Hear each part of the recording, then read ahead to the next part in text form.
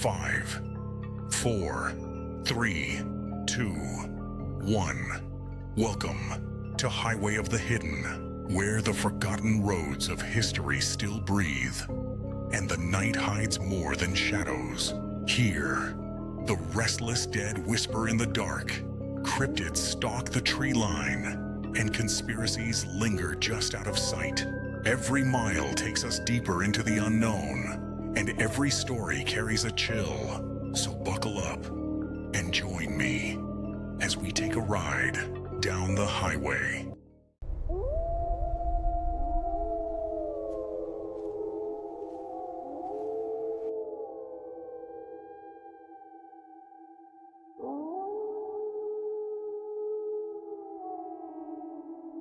Hello, everyone. Welcome to Highway of the Hidden. I'm your host, Polarbear, and on tonight, we're taking the long road down to Spike Island. So, before there were cells, before there were uniforms and numbers and iron doors slamming shut, there was just land sitting in the water, a low, quiet island in Cork Harbor, surrounded on all sides by cold tides and slow-moving ships. If you stood there centuries ago, you wouldn't have called it cursed. You wouldn't have called it haunted.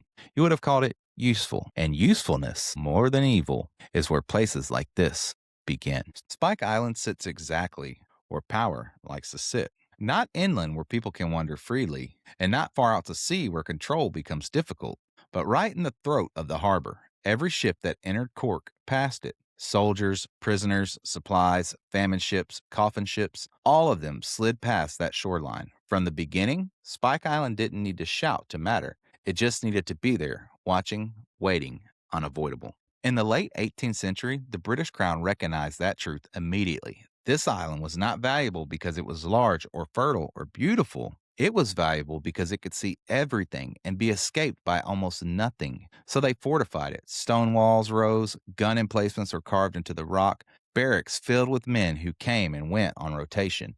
Men who served their time and left with stories, but without roots. At first, Spike Island was not a place meant to hold people forever. It was a military eye, a clenched fist guarding the harbor. But history has a habit of changing the purpose of strong places. As unrest spread through Ireland, as resistance simmered and poverty deepened, the island's role shifted quietly. The way things always do, soldiers were replaced with prisoners, temporary holding rooms became permanent cells, the stone that once existed to repel enemies was repurposed to contain human beings. And the difference between those two ideas, defense and confinement, is where Spike Island truly begins to change. This was not a prison built around justice. It was built around logistics. Spike Island became a holding depot for lives that were considered inconvenient.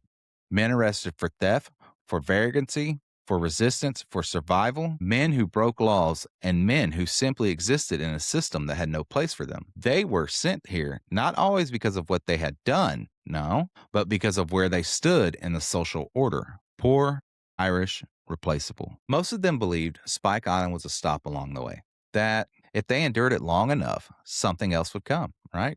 Maybe transportation to Australia, forced labor, somewhere distant, release in rare cases. What they didn't understand at first was that waiting itself was part of the punishment. The cells were cold, damp, and overcrowded, designed for order, not comfort. Stone holds moisture in a way that gets into your bones, and once it's there, it never quite leaves. Men slept packed together, breathing the same air, sharing the same sickness, the same exhaustion. Disease didn't knock politely. It moved through the prison like water through cracks, and there were always cracks. So food was rationed, but time was not. Days blurred together until mornings and nights lost meaning. Bells and counts replaced sunlight as markers of existence. All the while, the harbor sat just beyond the walls, visible, unreachable. Ships passed within sight, freedom floated by in slow motion. During the Great Famine, Spike Island became something even darker. Hunger outside the walls pushed people towards crime that wasn't really crime at all. Stealing food, sleeping where you weren't allowed, existing without permission. The prison filled with men whose bodies were already weakened before they even arrived. Starvation followed them in. Fever joined it soon after. Mass graves were dug, not in ceremony, but in efficiency. Records were kept, but not carefully. Names were misspelled, shortened, erased. Some prisoners were reduced to numbers, and some weren't written down at all. If you died without anyone asking questions, the island did not push back. it just absorbs you. And this is where the weight begins to settle. Because Spike Island wasn't a place of quick death or spectacle violence, it was a place of slow erosion, of men watching themselves disappear piece by piece while the world continued on without them. A place where hope didn't explode, it faded.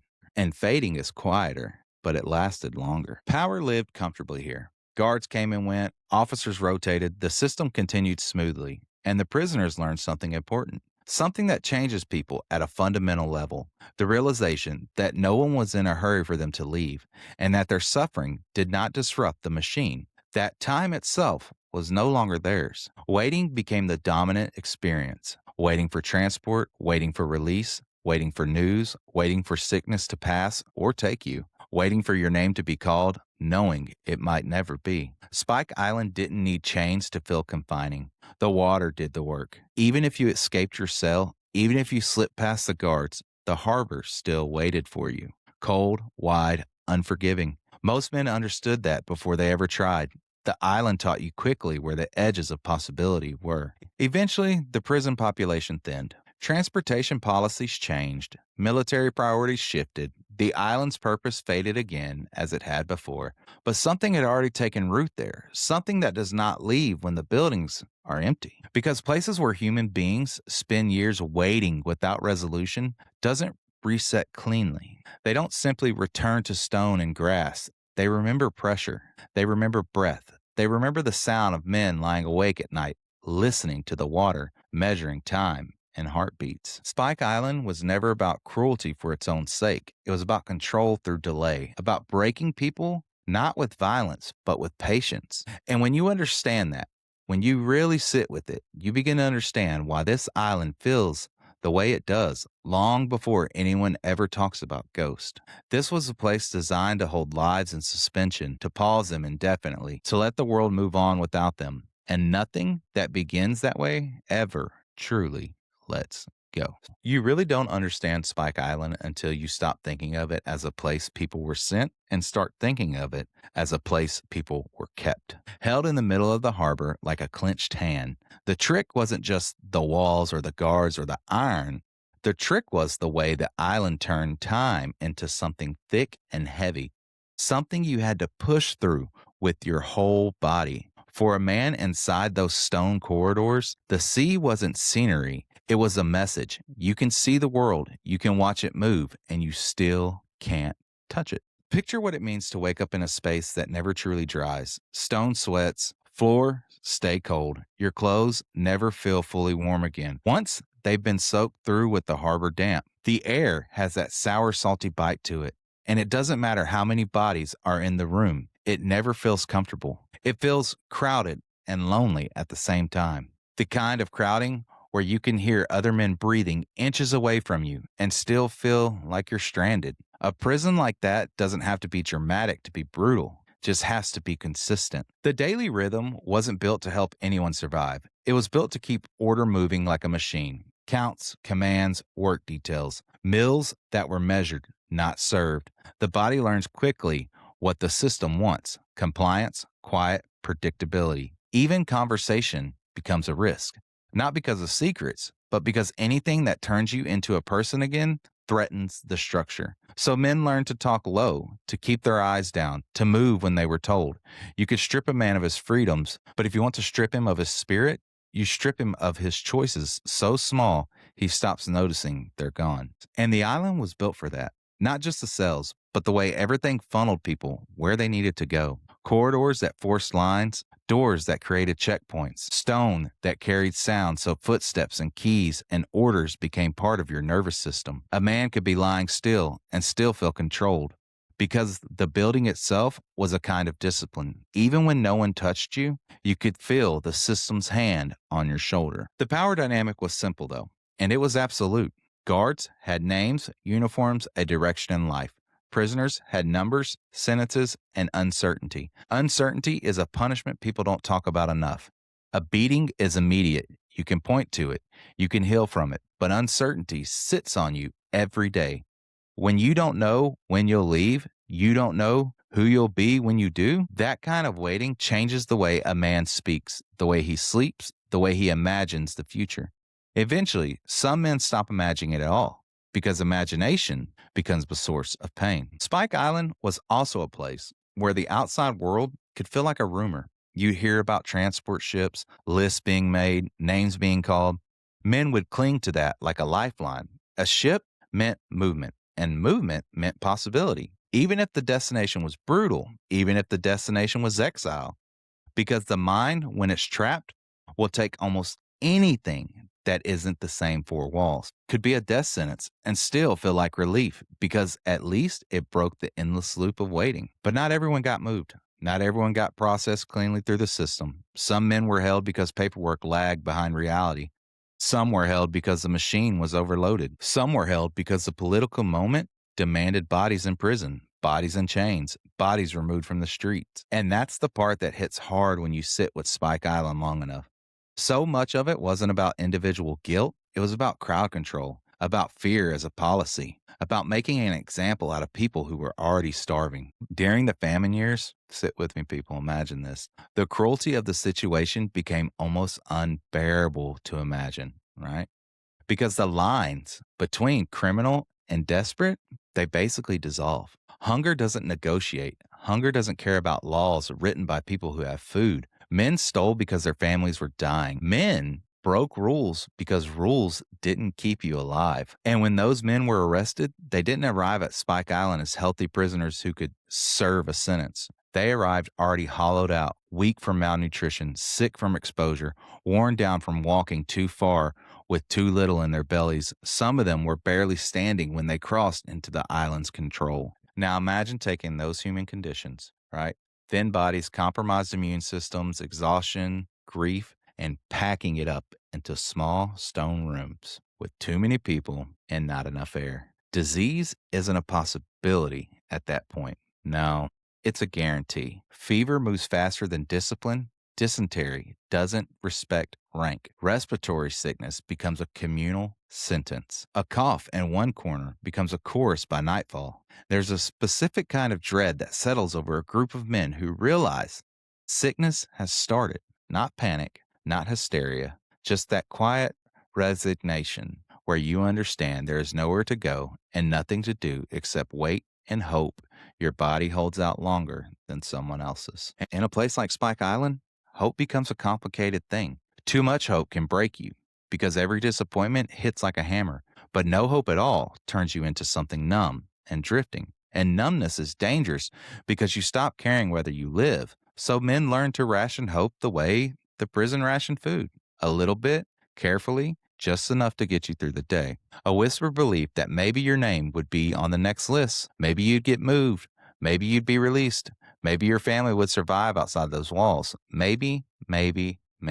A life built on maybes. Work was part of it too. Not always in the dramatic chain gang way people picture, but in the constant pressure to be useful, to be busy, to be managed. Work details could be physically punishing, but sometimes the punishment was the point. Doing the same task over and over with no sense of progress just to occupy your hours, just to keep you tired. In prisons, fatigue is a tool. A tired man is easier to control. A tired man sleeps instead of thinking. A tired man stops planning escape, stops dreaming, stops resisting. Fatigue doesn't look like violence, but it produces the same obedience. And then there was a discipline, the ever-present edge of consequences. You didn't have to be beaten to feel threatened. No. In places like this, the threat is baked into the environment. The sound of the baton against stone, the snap of a shouted order, the sight of another man being dragged out.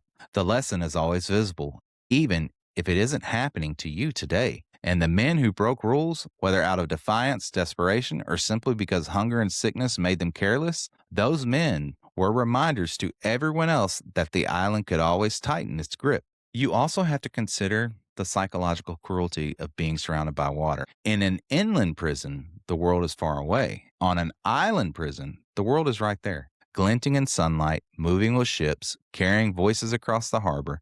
You can smell salt and seaweed. You can watch birds skim the surface. You can see towns in the distance. Lights at night, smoke from chimneys, normal life continuing. That proximity sharpens the pain. It's like being locked in a room with a window you can't open, forced to watch a life you're not allowed to live. For some men, that would have been the worst part. Not the hunger, not the cold, not the sickness, but the knowledge that life continued without them and didn't even notice. That's what makes waiting so corrosive. It erodes the sense that you matter. It tells you you've been removed from the story. And when men died there, and they did die there, in numbers that are hard to sit with, death wasn't always dramatic either. It was often quiet.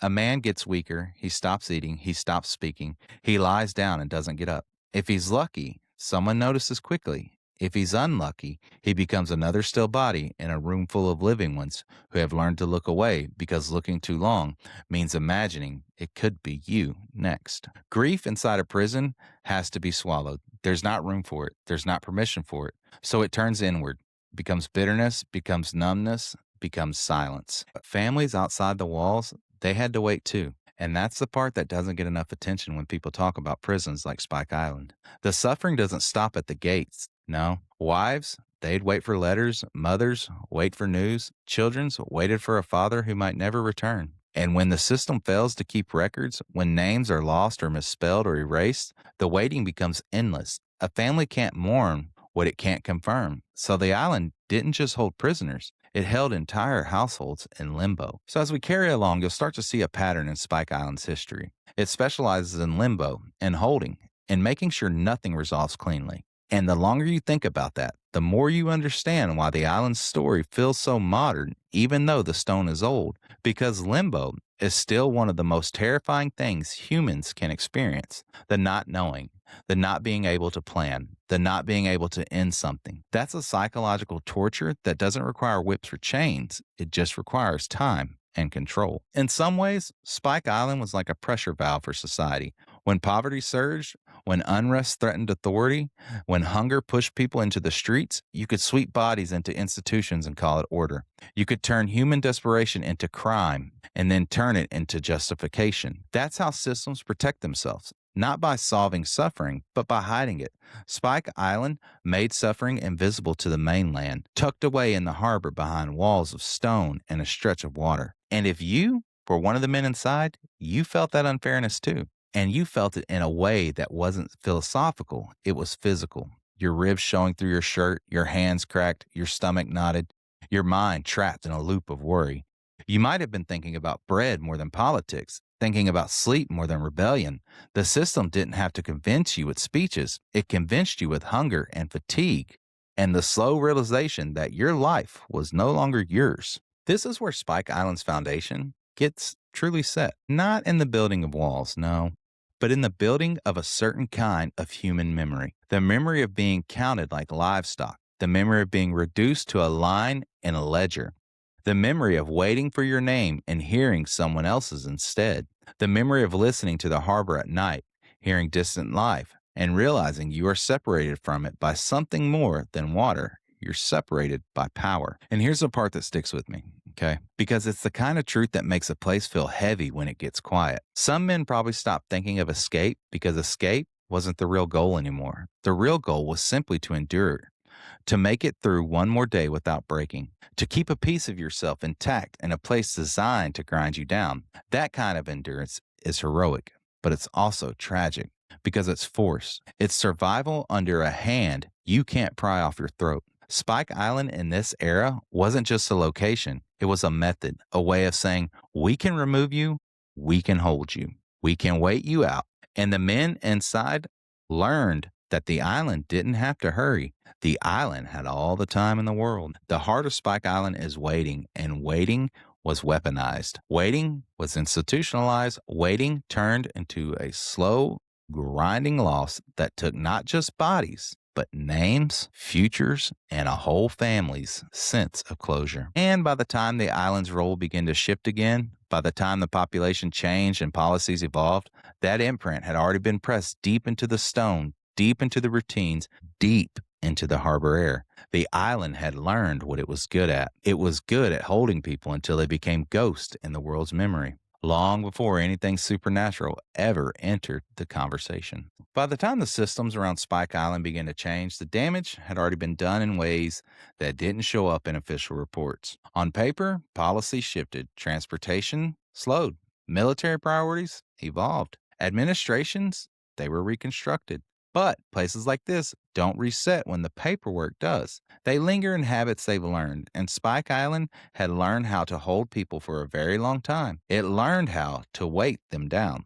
The population had thinned unevenly. Some men were moved on. Some names finally called after months or years of uncertainty. Others were released back into a country that barely resembled the one they'd been taken from. And some simply never left at all. Their absence absorbed into the quiet mechanics of history. When institutions wind down, they don't empty cleanly. They shed people in fragments. They forget the ones who don't fit neatly into categories. That's how you end up with places that feel unfinished. But as the cells emptied, something strange happened to the sense of space. When a room that once held dozens of men suddenly holds only echoes, the absent becomes noticeable. Sound behaves differently. Footsteps linger longer. Even light feels wrong, bouncing off the stone that has spent decades absorbing breath, sweat, sickness, and despair. Empty prisons don't feel free. They feel paused, like someone stepped away mid-task and never came back. For those who worked during the later years, the job itself changed in subtle ways. Guarding fewer people doesn't mean guarding less suffering. In some ways, it makes you more aware of it. With fewer bodies to manage, there's more silence, and silence has a way of pulling attention toward what used to fill it. A shout that never comes, a cough that should be there. The absence of noise can be louder than any riot. Some staff reportedly preferred the chaos of a full occupancy over the quiet of decline because the chaos keeps you busy. Quiet makes you think. And thinking is dangerous in places like this. But time has a way of changing. The island's role is shifted again, repurposed, reoccupied, and then partially abandoned in cycles that mirrored its earlier history. Military installations returned in different forms, training exercise replaced incarceration, new uniforms walked old corridors, but the bones of the place stayed the same. Stone doesn't care what language you speak or what insignia you wear. It remembers pressure. It remembers repetition. It remembers how many times a door slammed shut and didn't reopen for a very, very long time. What's important to understand here is that Spike Island didn't become inactive in any meaningful human sense. No, it simply changed who was allowed inside and why. That transition created a strange overlap of eras where remnants of one purpose existed alongside the beginnings of another. Old cell blocks stood near active military spaces. Barracks echoed with both modern routines and the weight of earlier ones. And that overlap matters because unresolved history doesn't fade when you layer something new on top of it. It just goes quiet. And the men who survived that prison for years carried Spike Island with them. They didn't shed that place easily, okay? The waiting of that place follows you. The hyper-awareness of authority follows you. The sense that your time might be taken from you again without warning follows you. Some would have struggled to reintegrate into normal life, not because they were incapable, but because they had been trained by environment to expect control. When freedom finally comes after prolonged confinement, it doesn't feel like relief right away. It feels unstable. It feels suspicious. A man who has been conditioned to wait can find movement overwhelming. And for families, closure was often incomplete. A man released without documentation, a death record without detail, a name lost to inconsistent spelling or poor record keeping. These are small administrative failures that produce lifelong consequences. A mother who never knows exactly what happened, a wife who waits longer than she should, children who grow up with absence but no explanation. Spike Island wasn't just a prison, it was a generator of unanswered questions. And the unanswered questions don't stay contained to one generation. As the island's use continued to evolve, parts of it fell into disrepair. Corridors that once saw constant movement were walked less frequently. Doors stayed shut longer. Dust settled. And there's something psychologically powerful about neglect layered on top of past suffering. A place that was once overcrowded, becoming empty, doesn't feel like healing. It feels like abandonment, as if the world extracted what it needed and then looked away. That's when memory begins to shift from personal to environmental. Human beings are the ones who experience suffering, but places are the ones that store patterns. The same routines repeated thousands of times, the same emotions felt in the same locations, the same weight endured in the same rooms. When a place like Spike Island quiet down, the patterns don't vanish. They simply stop being overwritten by new activity, and when nothing new replaces them, they become more noticeable, not less. Think about how long it takes to unlearn something that has been drilled into you day after day. Now imagine that process happening not to a person, but to a location. Stone doesn't unlearn, it doesn't process trauma, it doesn't rationalize, it just holds. This is also the period where Spike Island becomes something people talk about in past tense while still standing physically present. It used to be a prison. It used to hold thousands. It used to be full. That language right there does matter because when people start talking about a place as something that used to be, they're admitting that its purpose is still unresolved. They're acknowledging a gap between what it was and what it's supposed to be now. And that gap is fertile ground for unease, even before anyone starts whispering about anything paranormal. The island's isolation, once a deliberate tool of control, became symbolic. It stood there as a reminder of what had been done, separated from daily life just enough to be ignored, but not far enough to be forgotten entirely. Locals knew what it was, the sailors passed it, tour boats circled it. It was visible, but emotionally distant. And emotional distance is often how societies cope with uncomfortable history. You acknowledge it exists, but you do not linger. But Spike Island invites lingering, whether people tend to or not. As time passed, restoration efforts and historical interest brought renewed attention to the site. Not to glorify it, but to understand it. And understanding is never a clean process.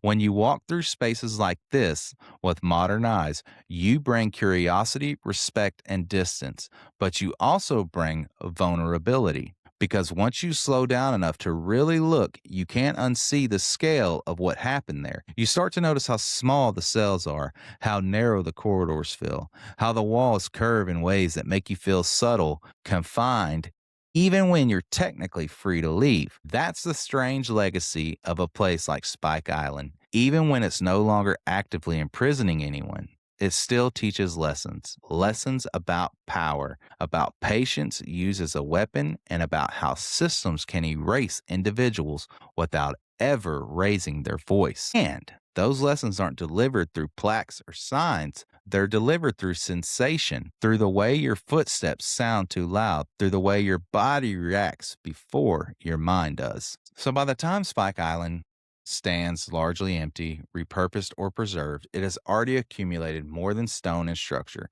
It has accumulated unresolved waiting, not just the waiting of prisoners, but the waiting of families, of communities, of a country trying to move forward without fully processing what it did to survive. And that unresolved waiting doesn't announce itself. It doesn't demand attention. It just sits there, embedded in the walls, in the air, in the rhythm of the tides moving past an island that has seen too many people come in chains and leave in silence. That is the state Spike Island enters before anything else begins to happen. A place no longer actively hurting people, but never truly healed. A place that has stopped taking, but hasn't yet learned how to let go. And it stays there. When people talk about Spike Island after its prison years, they often say the hauntings didn't start suddenly. There was no single night when the lights went out and something woke up. What they described instead is a slow shift in how the island felt once there were fewer people to overwrite the silence. As activity dropped and long stretches of quiet settled in, the place seemed to reclaim the routines it knew best. Not violence, not spectacle, but waiting. So by the time staff numbers were reduced and certain sections were no longer used daily, odd experiences began clustering in very specific ways. Stay with me here. Not all over the island, not randomly, almost always in areas tied to prolonged confinement. We're talking older cell blocks, corridors near former holding rooms, and transitional spaces where men once stood in lines, unsure where they were being taken next. It's important to understand that what people report here is not cinematic, it's procedure. It's mundane, which, to me, makes it more unsettling. because guards working late or alone speak about hearing movement that followed patterns, not chaos, footsteps at a measured pace, the sound of boots stopping where a count would have been conducted, the unmistakable metallic clink of keys shifting against a belt, not jangling wildly, but moving the way they do when someone pauses and turns. More than one person has described stopping in place, convinced another guard was approaching, only to realize they were completely alone. Radios remained silent, no doors were open, no drafts explained it, and when the sound stopped, it didn't fade, it ended,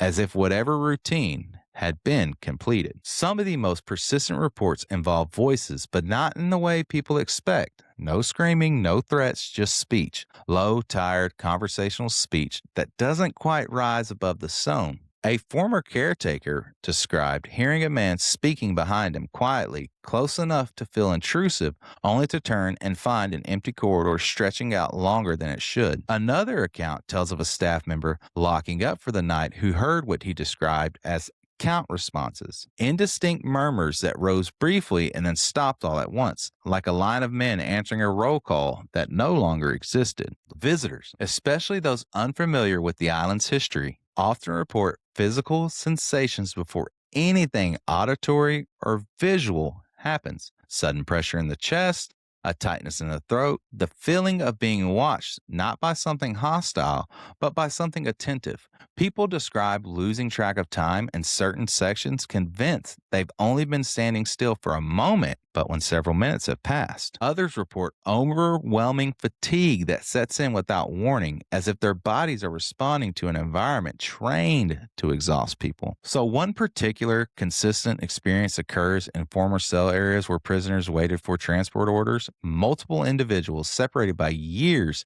and with no contact between them have described the same image. A man seated on a lower bunk, head down, hands together, completely still. No attempt to interact, no reaction to being observed. When approached, the figure is simply no longer there. No dissolving, no dramatic disappearances, just absence, as if the moment has passed and you arrived too late to see it. What stands out above all these encounters is how impersonal they are. They don't attach to one person who's having these encounters, right? Whatever remains on Spike Island does not behave like it's aware of the present. It doesn't acknowledge visitors as intruders. It doesn't react to being observed. It continues patterns. That's a key distinction. These are not hauntings that perform. They are hauntings that persist. People who work on or around Spike Island often say the island feels busiest when it's empty, when no tours are running, when maintenance stops early, when the last boat leaves and the harbor settles. That's when doors are heard closing softly on their own.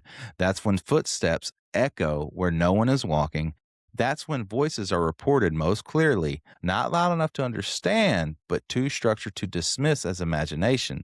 The island doesn't become active at night because it's dark. It becomes active because it's quiet. And there's also reports of environmental disturbances that resist simple explanations. Batteries draining rapidly in specific rooms, flashlights dimming only in narrow sections of corridor, cold spots that don't register on instruments but are felt immediately by anyone entering them, like stepping into a pocket of air that doesn't belong to the surrounding space. Staff members talk about an instinctive urge to leave certain rooms quickly, not out of fear, but out of discomfort, like staying too long would be disrespectful or unsafe in a way they couldn't articulate. One of the more unsettling patterns here involves repetition. Sounds repeating at the same times on different nights. The same door heard closing when no one is nearby. The same footsteps counted subconsciously.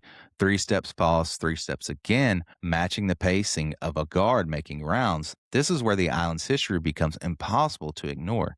These are not random noises here, people. They align too closely with the routines that once governed life there, okay? Even skeptics who dismiss the idea of ghosts often admit something feels wrong about the way sound travels on Spike Island. Voices carry further than expected, silence feels heavier than it should, and the island seems to resist being fully modernized, as if each attempt to repurpose it has to negotiate with what already occupies the space. Renovations uncovered sealed rooms. Structural work reveals layers that were forgotten, not recorded or intentionally ignored. No, Every improvement seems to uncover another reminder of how much the island's history was built around containment. What you don't hear often are the stories of aggression. Spike Island does not lash out, it doesn't chase, it doesn't threaten. And that absence of hostility is important because it aligns perfectly with what the island was designed to do: hold, observe, wait.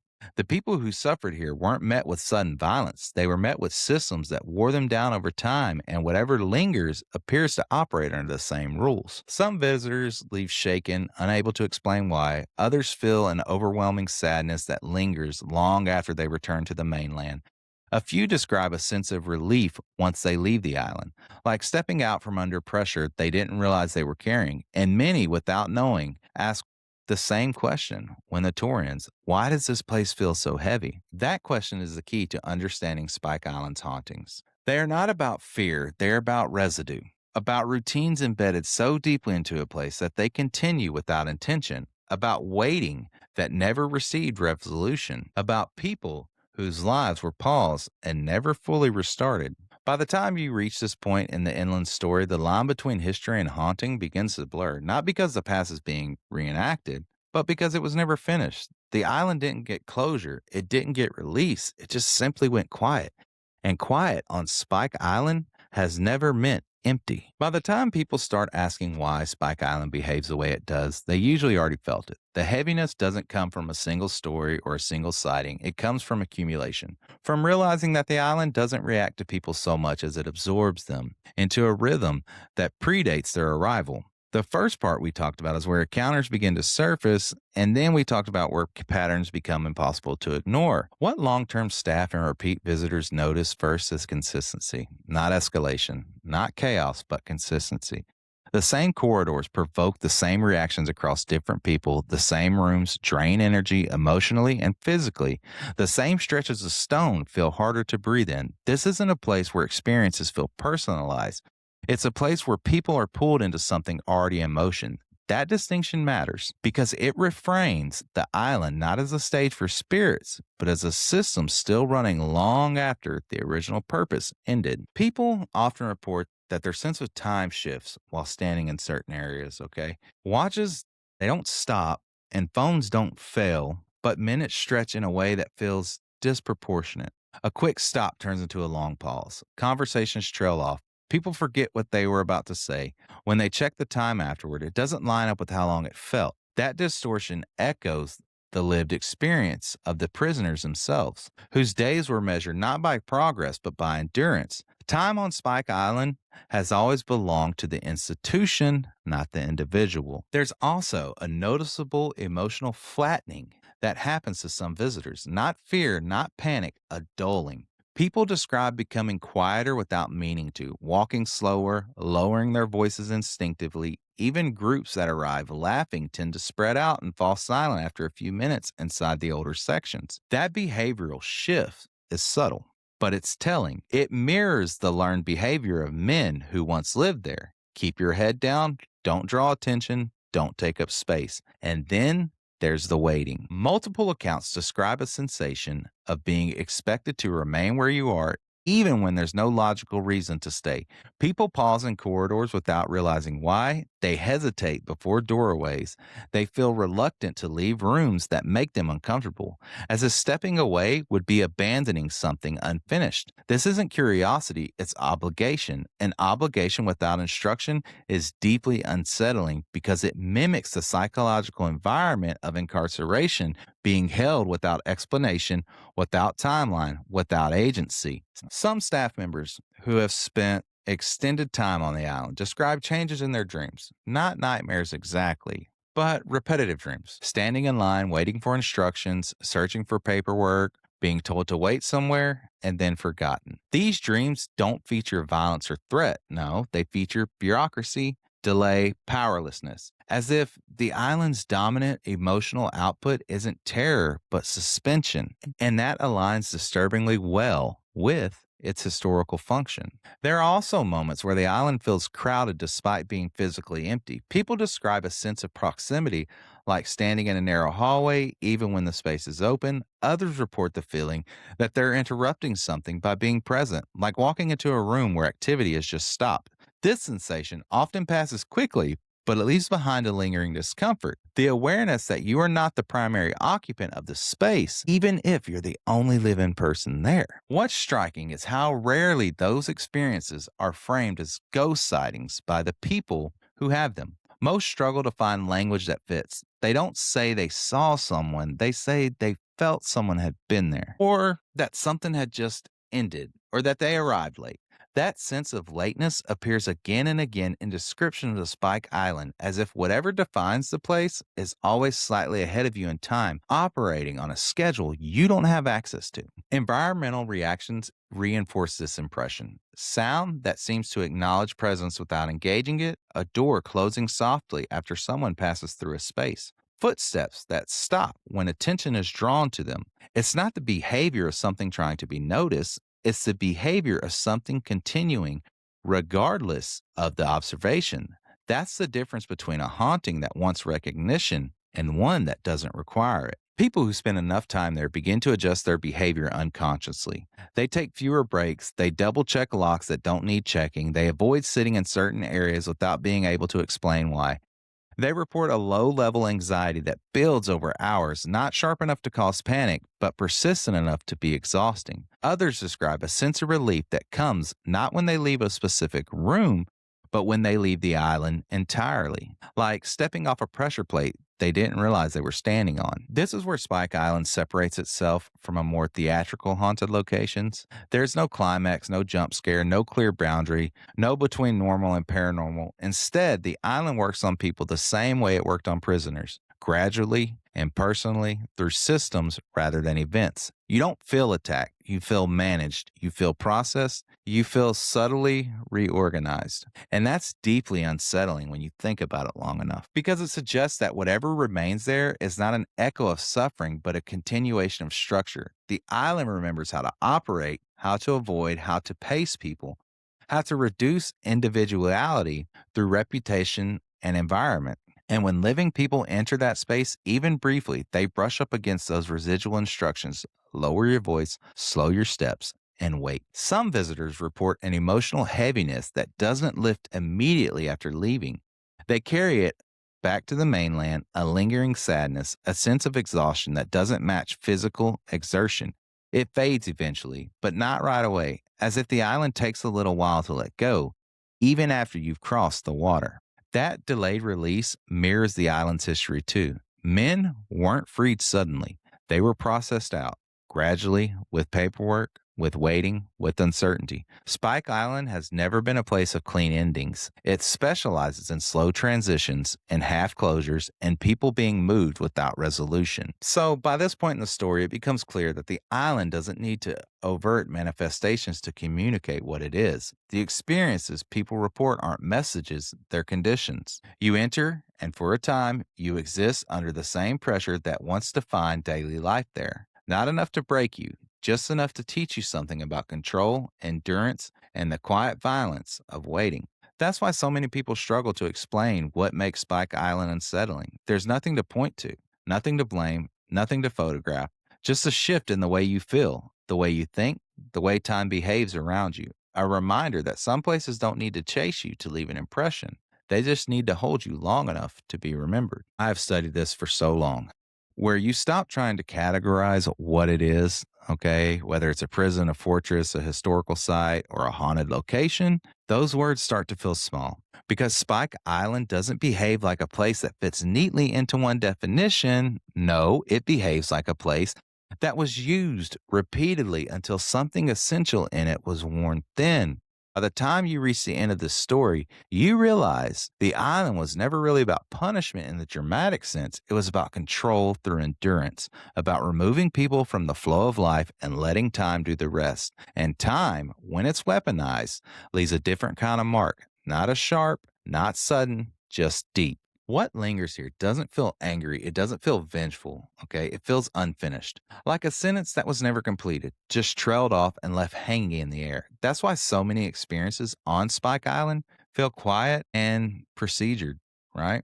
Because footsteps, they don't rush, voices that don't shout, presence that don't announce themselves. Whatever remains doesn't seem interested in frightening anyone. It seems interesting in continuing routines, continuing waiting, continuing the state of being held. That's a hard thing to sit with because it forces you to confront the idea that suffering doesn't always need violence to persist. Sometimes it just needs structure. Sometimes it just needs a place that learned how to keep people still and never learned how to release them properly afterwards. So, if you stood on Spike Island today, knowing its full history, the water around it starts to feel symbolic in a way that's difficult to shake, right?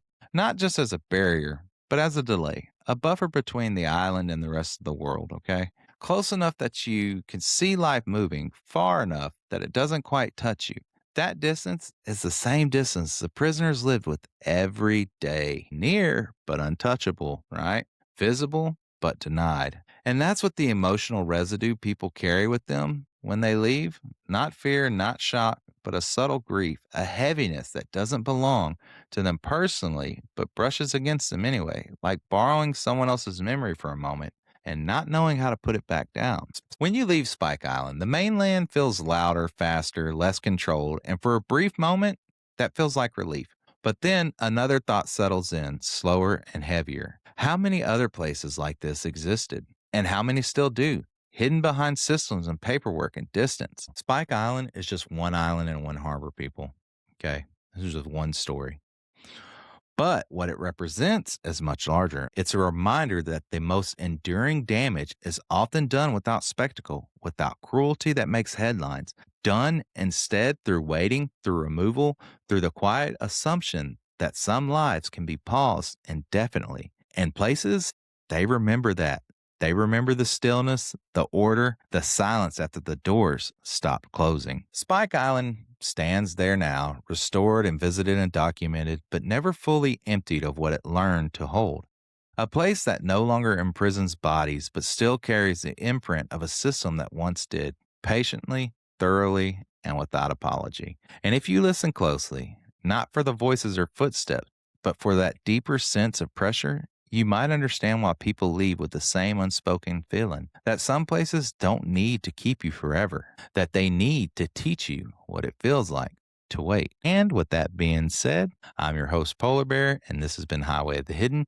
If you have an encounter and would like to be on the show, you can shoot me an email. My email address is polarbear, hoth@gmail.com. You can reach out to me on TikTok and Instagram, polarbear, hoth, or Facebook, Highway of the Hidden. Until next time, folks, have a good evening. And as the road disappears into the mist, the hidden waits for those brave enough to follow. Until next time, keep your eyes on the shadows and remember, every highway has its secrets. This has been Highway of the Hidden.